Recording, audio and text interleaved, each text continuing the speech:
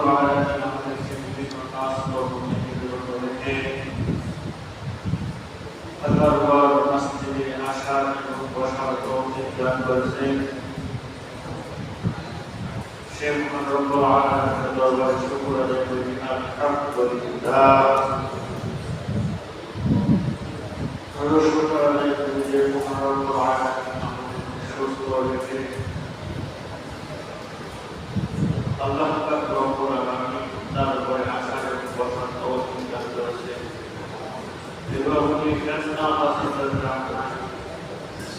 এই জামানার মানুষ নেক কাজ করে, গুনাহ কাজ করে, শুধু গুনাহ কাজ করে না, গুনাহ কাজের জন্য প্রতিযোগিতা শুরু করে।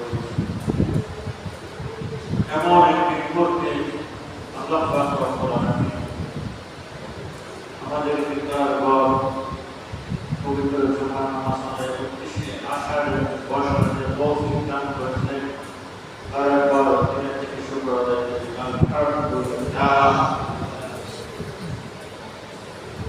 আল্লাহ পাকের তরফ থেকে করা হয়েছে। আল্লাহ পাক রব্বুল আলামিন বলেন, আল্লাহু ইয়াতাওয়াফাল আনফুসা হিনা মাউতিহা ওয়াল্লাযীনা তামুত ফী মানামিহা ফায়ুমসিকু الذী قضى عليها الموت ويرسل الأخرى إلى أجل مسمى إن في ذلك لآيات لقوم يتفكرون। আল্লাহ রব্বুল আলামিন বলেন, মানুষের যখন মৃত্যুর সময় হয় তখন আল্লাহ রব্বুল আলামিন মানুষের প্রাণ ধারণ করে। যারা ঘুমের মধ্যে মৃত্যুবরণ করে, যারা ঘুমের মধ্যে মৃত্যুবরণ করে না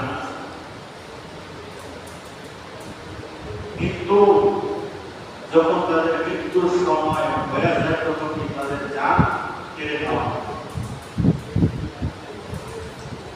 কিছু মানুষদেরকে আল্লাহ পাক রব্বুল আলামিন নির্দিষ্ট কিছু দিনের জন্য তাদেরকে অবকাশ দেন। ইন্না ফী যালিকা লাআয়াতিন লিকাওমিন ইয়াতাফাক্কারুন। নিশ্চয়ই চিন্তাশীলদের জন্য এখানে অনেক নিদর্শন বলে রয়েছে। আল্লাহ পাক রব্বুল আলামিন এখানে কিছু বোঝাইতে চেয়েছে যে মানুষের যখন মৃত্যুর সময় হয় তখন আল্লাহ পাক রব্বুল আলামিন মানুষের প্রাণ কেড়ে নেয়। আর যারা ঘুমের মধ্যে মৃত্যুবরণ করেন, ঘুমের মধ্যে যারা মৃত্যুবরণ করেন, মৃত্যু যখন তাদের সময় হয়ে যায় তখন কি তাদের প্রাণ কেড়ে নেওয়া হয় ঘুমের মধ্যে। আবার কিছু মানুষদেরকে আল্লাহ তাআলা কিছু নির্দিষ্ট দিনের জন্য অবকাশ দেন। যখন মানুষ ঘুম আসে, এখানে বোঝা গেল যখন মানুষ ঘুম আসে তখন তাদের রূহটা ঊর্ধ্ব আকাশে ভ্রমণ করে। তাদের রূহটা কি করে? ঊর্ধ্ব আকাশে ভ্রমণ করে। যে সমস্ত রূহ মৃত্যুবরণ করেছে, যে সমস্ত রূহগুলি জীবিত, তারা একসাথে চলাফেরা করে ঊর্ধ্ব আকাশে। এজন্য হযরত আবু হুরায়রা রাদিয়াল্লাহু আনহু বলেন, নবী সাল্লাল্লাহু আলাইহি ওয়াসাল্লাম বলেন, যখন তোমরা ঘুমাতে যাও তোমরা প্রচুর অবস্থায় ঘুমাসো এবং তোমাদের বিছানাগুলো ভালো করে ঝেড়ে মুছে নাও এবং তোমরা যখন ঘুমাবে তখন কি তোমরা এই দোয়া করো, আল্লাহুম্মা বিসমিকা আমুতু ওয়া আহইয়া, হে আল্লাহ আপনার নামে মৃত্যুবরণ করলাম, আবার আপনার নামে কি উঠবো। যখন ঘুমানোর সময় কি ভালো করে বিছানা ঝেড়ে মুছে তারপরে ওযু অবস্থায় এবং এই দোয়া করে ঘুমানো। যখন মানুষ ঘুমাতে তখন তাদের রূহ বলে কি উর্দু আকাশে ভ্রমণ করে, যে সমস্ত রূহগুলি জীবিত ও মৃত তাদের সাথে চলাফেরা করে। যখন তাদের জাগ্রত হওয়ার সময় হয়, যখন জাগ্রত হওয়ার সময় হয়, আল্লাহ পাক রব্বুল আলামিন মৃত রূহগুলিকে আটকায় রাখে এবং জীবিত রূহগুলিকে ছেড়ে দেয়।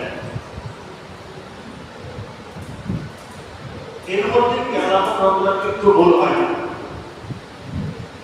এই জন্য আল্লাহ পাক কাছে যারা আয়াতের কি বহুমি ইয়াতাফাক্কারুন, যারা চিন্তাশীল তাদের থেকে কি নির্দেশন নেওয়া উচিত যে আল্লাহ পাক রব্বুল আলামিন কত ক্ষমতার ঊর্ধ্বে। কিন্তু রূহ এবং জীবিত রূহ একসাথে মিশে গেছে। আল্লাহ পাক রব্বুল আলামিন সেখান থেকে জাগ্রত হওয়ার সময় হলে কি জীবিত রূহগুলিকে ছেড়ে দেয় আর মৃত রূহগুলিকে আটকায় রাখে। আমরা বলতে যারা কিন্তু ঘুমানোর সময় মৃত্যুবরণ করে না, কিন্তু যখন তাদের সময় হয়ে যায় তখন কি আল্লাহ তাআলা কি ওইখান থেকে ওই জীবিত রূহগুলিকে মৃত্যু রূপে পরিণত করে আটকায় রাখে। তখন কি ওই ব্যক্তি ঘুমের মধ্যে মৃত্যুবরণ করে, তখন আর জাগ্রত হয় না। আল্লাহ তাআলা সেই কথাগুলি এখানে বলেছেন যে মানুষ যখন ঘুম হলো মৃত্যু, তার রূহটা উর্দু আকারে ভ্রমণ করতে থাকে। তো যখন তার জাগ্রত হওয়ার সময় হয়, আল্লাহ পাক রব্বুল আলামিন মৃত রূহগুলিকে আটকায় রাখে আর জীবিত রূহগুলিকে ছেড়ে দেয়। আর যখন তার মৃত্যুর সময় হয়ে যায় তখন কি সেই জীবিত রূহগুলি যাদের মৃত্যুর সময় হয় জীবিত রূহগুলি আটকায় রাখে। এই জন্য কি হয় কি ঘুমের মধ্যেই মৃত্যুবরণ করে। এখন এই মৃত্যু এর রহস্য কি, এই মৃত্যুটা কোথায় থেকে জন্ম? আল্লাহ পাক রব্বুল আলামিন মৃত্যুকে সৃষ্টি করে, এই মৃত্যুকে সৃষ্টি করে শত শত আবরণের ভিতরে তাকে অদৃশ্য করে রেখে দেয়। শত শত আবরণের ভিতরে মৃত্যু করে সেখানে রেখে দেয় এবং হাজার হাজার 70টি জিনদের দ্বারা তাকে আটকায় রাখে, সেখানে রুদ্ধ করে রেখে দেয়। 70টা জিন আর 70টা একটা জিন হলো 1000 বছর রাস্তার প্রতিক্রম দীর্ঘ, যার চতুর্পাশে কি এই জিনদেরকে মৃত্যুকে অদৃশ্য করে আটকায় রাখে, রুদ্ধ করে রেখে দেয়। তো ফেরেশতারা সেখান থেকে চলাফেরা করে, কিন্তু তাদের এই সম্পর্কে জ্ঞান নাই, এজন্য তারা কিছু বুঝতে পারে না। কিন্তু ফেরেশতারা মাঝে মাঝে বিকট চিৎকার শুনতে পায় যার চতুর্দিকে। তো পৃথিবীতে যখন মানব সৃষ্টি করে আল্লাহ পাক রব্বুল আলামিন আজরাইল আলাইহিস সালামকে বললেন যে আল্লাহ আজরাইল আলাইহিস সালামকে বলেন যে তুমি কি মানুষগুলোর প্রাণ হরণ করো, প্রাণ সংগ্রহ করবা, যা সংগ্রহ করার জন্য নিযুক্ত করে। তখন আজরাইল আলাইহিস সালাম বলেন, হে আল্লাহ, এটা আবার কি জিনিস, মৃত্যু? তখন আল্লাহ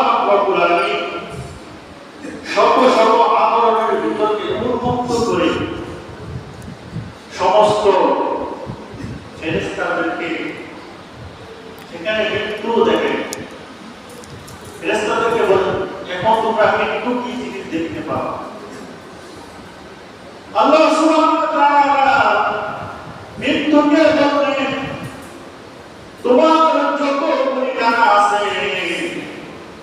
সমস্ত ডানাগুলিকে ফেরেশতাদের উপরে উঠতে থাকো, আর তোমার যতগুলি চোখ আছে এই চোখ দিয়া তুমি ফেরেশতাদের দিকে তাকাবা। ফেরেশতাদেরকে বলেন, তোমরা মৃত্যুর দিকে তাকাও। এবার আল্লাহ তাআলা হুকুম করেন, মৃত্যু শত শত ডানা মিলে আকাশের মধ্যে তাদের উপরে উঠতে লাগবে এবং তার শত শত চোখ দিয়া ফেরেশতাদের দিকে তাকায়। এত ভয়ানক চোখ, এত ভয়ঙ্কর। ফেরেশতারা মৃত্যুর দিকে তাকায়, এত ভয়ানক অবস্থায় দেখা সমস্ত ফেরেশতারা অচেতন হয়ে পড়ে, সমস্ত ফেরেশতারা অজ্ঞান হয়ে গেলে। এই অজ্ঞান অবস্থায় তাদের শত শত বছর কেটে গেছে। যখন তাদের জ্ঞান ফিরল, তখন ফেরেশতারা বললেন, ইয়া আল্লাহ, আপনি কি এর থেকে ভয়াবহ জিনিস সৃষ্টি করছেন নাকি? আল্লাহ, আপনি এর থেকে ভয়াবহ জিনিস সৃষ্টি করছেন নাকি? আল্লাহ পাক রব্বুল আলামিন বলেন, হে ফেরেশতারা, মৃত্যু আমার সৃষ্টি, আমি এর থেকে ভয়াবহ। আমি আল্লাহ রাব্বুল আলামিন কিয়ামতের ময়দানে একজন জালিমকারীর সামনে, একজন অত্যাচারীর সামনে, একজন ঘুষখোরের সামনে, একজন সুদখোরের সামনে আমি আল্লাহ এর থেকে ভয়াবহ রূপ ধারণ করব। লিমানিল মুলকুল ইয়াউম লিল্লাহিল ওয়াহিদিল কাহ্হার। আমি একজন জালিমকারীর সামনে এর থেকে ভয়াবহ রূপ ধারণ করব কিয়ামতের ময়দানে। তো ফেরেশতারা বলতেছেন, আল্লাহ, এর থেকে আপনি ভয়াবহ সৃষ্টি করছেন নাকি? আল্লাহ বলেন, কিন্তু আমার সৃষ্টি আমি এর চেয়েও বড় ভয়াবহ। আমি এর থেকে বড় ভয়াবহ একজন জালিমকারীর সামনে কিয়ামতের ময়দানে রূপ ধারণ করব। এই মৃত্যু এমন একটা জিনিস, মৃত্যু আল্লাহ পাক রব্বুল আলামিন আলাইহিস সালামকে বলেন, আজকে থেকে তোমার সকল প্রাণীর মৃত্যু তুমি তোমাকে দায়িত্ব দেব। আজরাইল আলাইহিস সালাম বলেন, আল্লাহ, মৃত্যু তো আমার থেকে বড় ভয়ানক, আমার থেকে বড় ক্ষমতাশীল। আল্লাহ পাক রব্বুল আলামিন বলেন, আজরাইল আলাইহিস সালামকে মৃত্যু থেকে বড় শক্তিশালী বানায়া আজরাইল আলাইহিস সালামকে মৃত্যুকে নিয়ন্ত্রণ করার ক্ষমতা দিয়ে দিলেন। এবার মৃত্যু আল্লাহ পাক রব্বুল আলামিনের আরজ করলেন, ইয়া আল্লাহ, আমি কিছু চিৎকার করে বলতে চাই, আপনি যদি আমাকে হুকুম দেন আমি কিছু চিৎকার করে কিছু বলতে চাই। আল্লাহ পাক রব্বুল আলামিন মৃত্যুকে অর্ডার দিয়ে দিলেন। মৃত্যু এবার চিৎকার করে বলতে থাকে, হে মালিকুল, হে মালিকুল, আমি কিন্তু সেই মৃত্যু যে তোমার বন্ধু বান্ধব, ভাই বোন, মাতা পিতা, স্বামী স্ত্রীর মাঝে বিচ্ছেদ ঘটায়। আমি কিন্তু সেই মৃত্যু যে ভাই বোন, স্বামী স্ত্রীর মধ্যে বিচ্ছেদ ঘটায়, আত্মীয় স্বজন, বন্ধু বান্ধব, মাতা পিতা, স্বামী স্ত্রীর মধ্যে বিচ্ছেদ ঘটায়। আমি সেই মৃত্যু, আমি সেই মৃত্যু।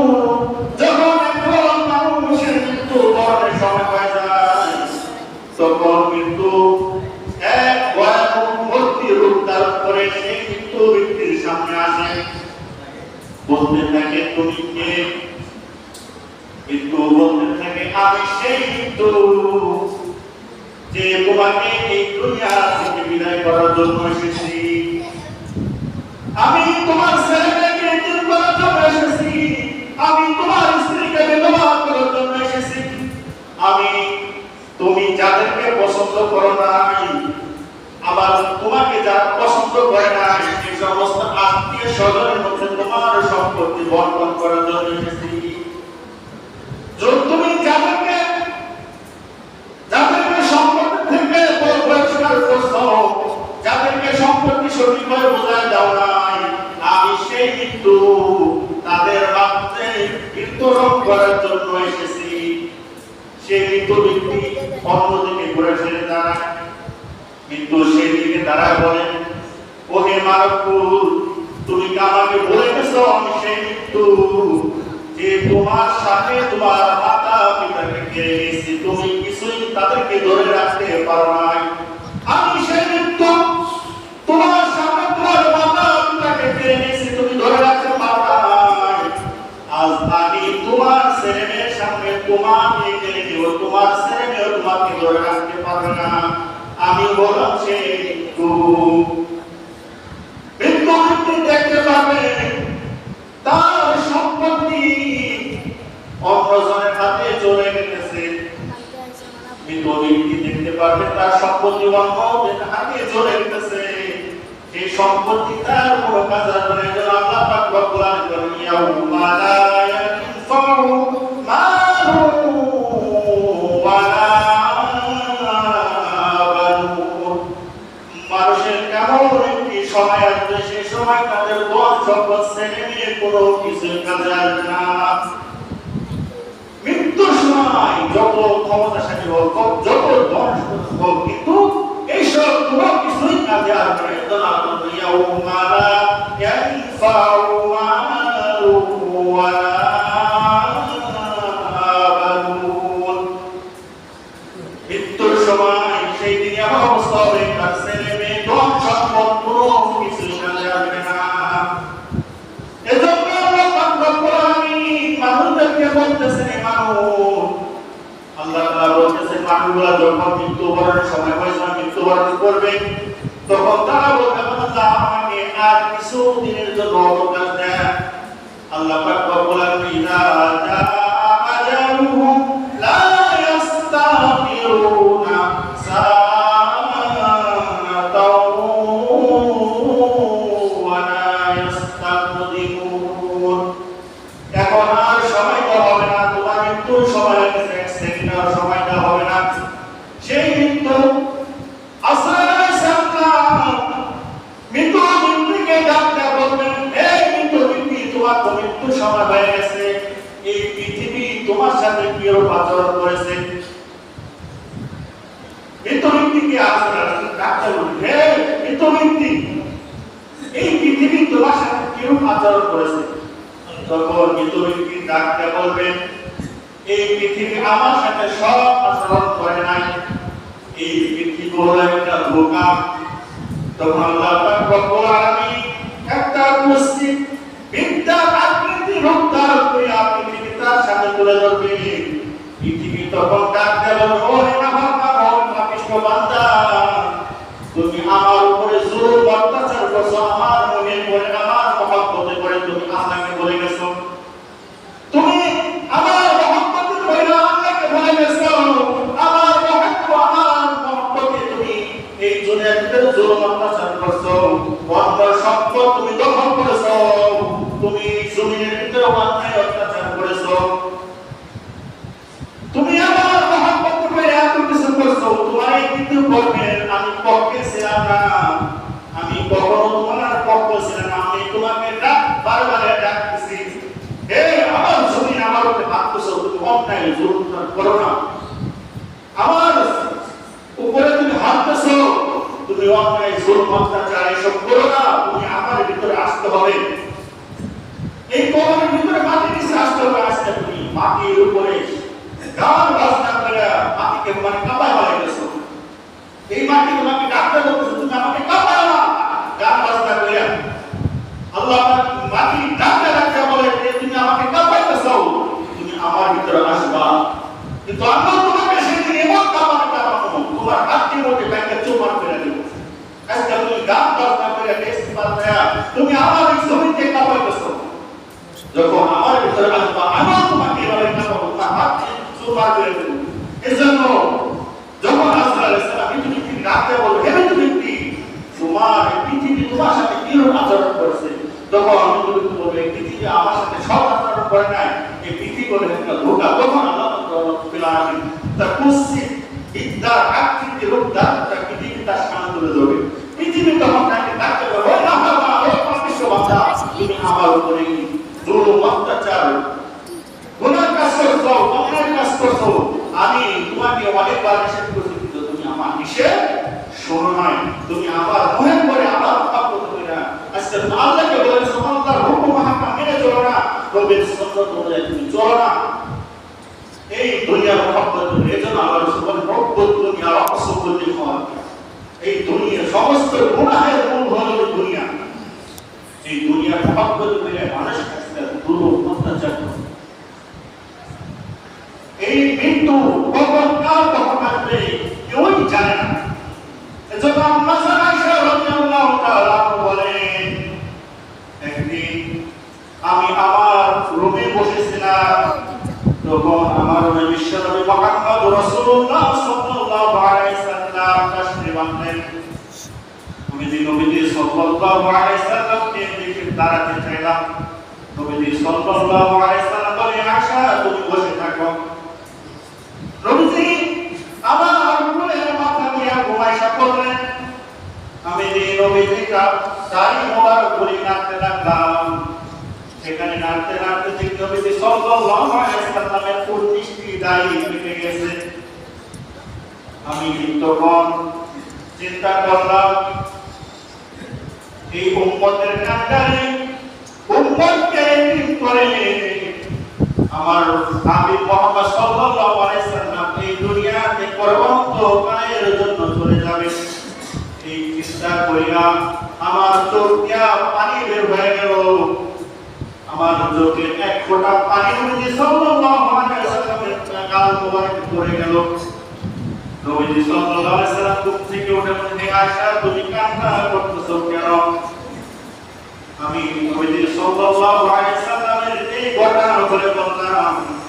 নবী সাল্লাল্লাহু আলাইহি সাল্লাম বলেন, আয়েশা একজন মৃত্যু ব্যক্তির জন্য কোন সময় ভয়াবহ অসহায়, একজন মৃত্যু ব্যক্তি কোন সময় ভয়াবহ অসহায় অবস্থায় থাকে। আয়েশা রাদিয়াল্লাহু তাআলা বলেন, আল্লাহ এবং আল্লাহর রাসূল ভালো জানেন। তখন নবী সাল্লাল্লাহু আলাইহি সাল্লাম বলেন, আয়েশা তুমি তাও বলো কোন সময় একজন মৃত্যু ব্যক্তি অসহায় ও ভয়াবহ অবস্থায় থাকে। আম্মা আয়েশা রাদিয়াল্লাহু তাআলা বলেন, একজন মৃত্যু ব্যক্তি ওই সময় অসহায় ও ভয়াবহ অবস্থায় থাকে যখন তার লাশ তার ঘর থেকে বের করা হয় আর তার ছেলে মেয়ে মা বাবা করে চিৎকার করে কাঁদতে থাকে। সেই মৃত ব্যক্তি বলতে থাকে, হায় ছেলে হায় মেয়ে। সেই মৃত ব্যক্তি কিছুই বলতে পারে না। সেই সময় মৃত ব্যক্তির জন্য খুব অসহায় ও ভয়াবহ। আম্মা আয়েশা বলেন, একজন মৃত ব্যক্তির জন্য ওই সময় অসহায় ও ভয়াবহ যে সময় তার লাশ তার ঘর থেকে বের করা হয় আর তার ছেলে মেয়ে মা বাবা করে চিৎকার করে কাঁদতে থাকে। সেই মৃত ব্যক্তি কিছুই বলতে পারে না। ওই সময় একজন মৃত ব্যক্তির জন্য খুব অসহায় ও ভয়াবহ। নবী সাল্লাল্লাহু আলাইহি সাল্লাম বলেন, আয়েশা তুমি সত্য বলেছো। নবী সাল্লাল্লাহু আলাইহি সাল্লাম বলেন, হে আয়েশা তুমি আবার বলো তো কোন সময় একজন মৃত ব্যক্তির জন্য অসহায় ও ভয়াবহ অবস্থায় থাকে? আম্মা আয়েশা বলেন, একজন মৃত ব্যক্তির জন্য ওই সময় অসহায় ও ভয়াবহ যখন তাকে কবরে রাখা তার আত্মীয় স্বজন বন্ধু বান্ধব তাকে একা রাখা তাকে চলে আসে। ওই সময় একজন মৃত ব্যক্তির জন্য অসহায় ভয়াবহ। তার সঙ্গে একমাত্র তার নেকামত ছাড়া আর কিছুই থাকে না। তার আত্মীয় স্বজন ভাই বোনেরা সবাই চলে আসে। একজন মৃত ব্যক্তির জন্য ওই সময় অসহায় ও ভয়াবহ। নবী সাল্লাল্লাহু আলাইহি সাল্লাম বলেন, আয়েশা তুমি সত্য বলেছো। নবী সাল্লাল্লাহু আলাইহি সাল্লাম বলেন, আয়েশা তুমি আবার বলো মৃত ব্যক্তির জন্য কোন সময় অসহায় ভয়াবহ? আয়েশা রাদিয়াল্লাহু আনহা বলেন, আল্লাহ এবং আল্লাহর রাসূল ভালো জানেন। নবী সাল্লাল্লাহু আলাইহি সাল্লাম ইরশাদ করলেন, হে আয়েশা, একজন মৃত ব্যক্তির জন্য ওই সময় অসহায় ও ভয়াবহ অবস্থায় থাকে যখন তাকে গোসল দানকারী তার পরন থেকে জামা কাপড় খুলে